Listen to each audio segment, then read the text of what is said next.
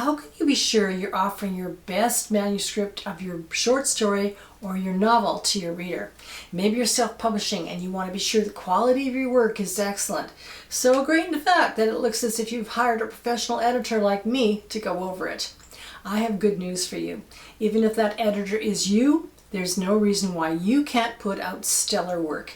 It's just a matter of being aware of where your pitfalls lie, where you're making unintentional mistakes, learning to recognize those mistakes, and then doing your best to fix them. In this 5-part series, I have featured weekly writer's checklists that you can use to assess the quality of your short story or novel. In parts 1, 2, 3, and 4, I covered openings, characterization, action and dramatic tension, and climaxes and endings. Today, I'm offering you a checklist on line and copy editing details. Basically, those small fussy bits you need to clean up before you send your manuscript out into the world, or at least you should. I'm Susan McGregor, a professional writer and editor with over 30 years of experience. I've edited magazines, anthologies, and novels. Are you ready for part 5 on those things you absolutely must do to clean up your manuscript before publishing it and getting it out there? And these, I must say, are some of the things that drive me crazy as an editor. So if you can clean them up and I don't see them, so much the better.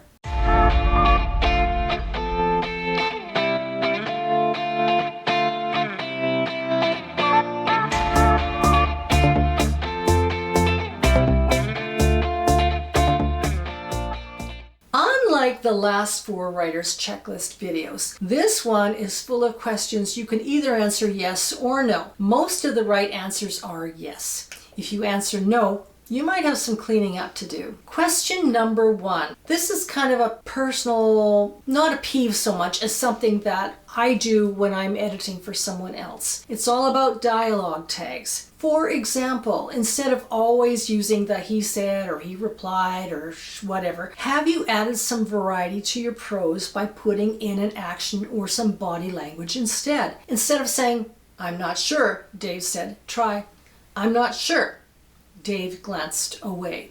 This gets the same idea across, but it adds some variety. Even he said, she said, etc. can be a bit repetitive. So why not try mixing things up? Good writing is about variety, and nothing should appear too repetitively on a page. Question number 2 about dialogue. Is your dialogue tight? Pushing the plot or character motivations without being expositional. Unless your character's dialogue tends to be wordy, because that's who they are as a character, try keeping dialogue cleaner and more to the point. Also, think in terms of motivation. Almost all dialogue should have a reason behind it and something that pushes the plot forward. Question number 3.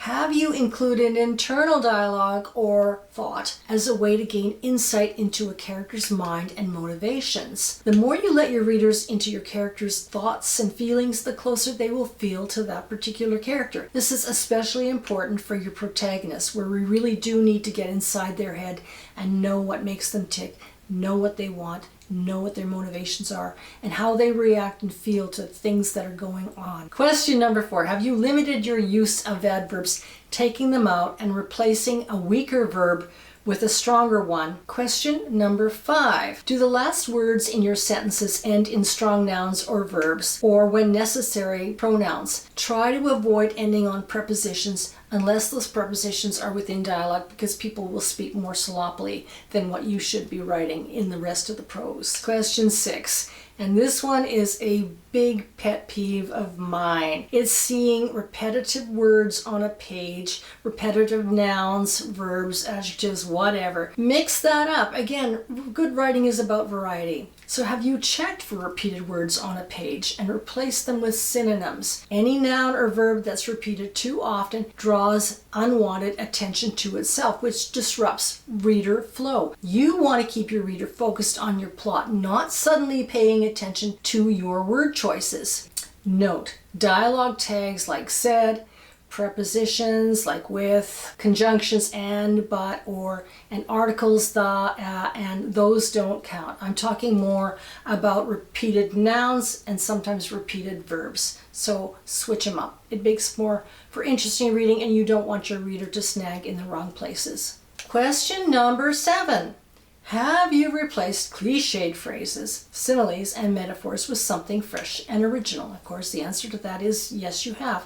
In a first draft, it's okay to write cliches as long as you plan on replacing them with something more original later on. Question number 8. Have you been careful with anachronisms? Anachronism is a thing that is outside of its time. Like, for example, somebody wearing a wristwatch in the 1600s. That would be an anachronism. They didn't have wristwatches then. They had different types of timepieces, I believe. If you're not sure if a detail you've mentioned is out of its proper place, time, or context, then double check. Question number 9. Have you toned down or simplified any dialects? Please, yes. Don't make a bit of dialogue too hard for your reader to read or understand. It's all about reader flow. I understand that you might want to add a little bit of character, a little bit of local flavor to how someone speaks, but don't go overboard with that.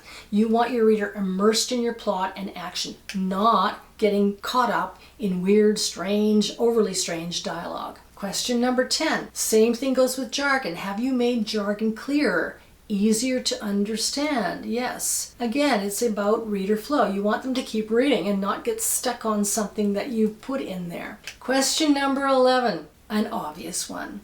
Have you spell checked? And yes, I hope you have. Have you geared your spelling to a specific audience? For example, most American publishers prefer American spellings. American audiences, the same thing if you're self-publishing. British publishers, British spelling, etc. Question number 12. Are you sure of your grammar? And hopefully you are. If you're not, then bone up on it. I find many writers need especially to watch out for subject-verb agreement. Question number 13. Research. Have you done it where it is required? Have you given the reader just enough detail to make your story and setting feel authentic, but not so much that you're bogging them down in said detail? Years and years ago, I was involved with a writers group where we were all critiquing each other's work. And there was one fellow there who went on at length about the details of a ship.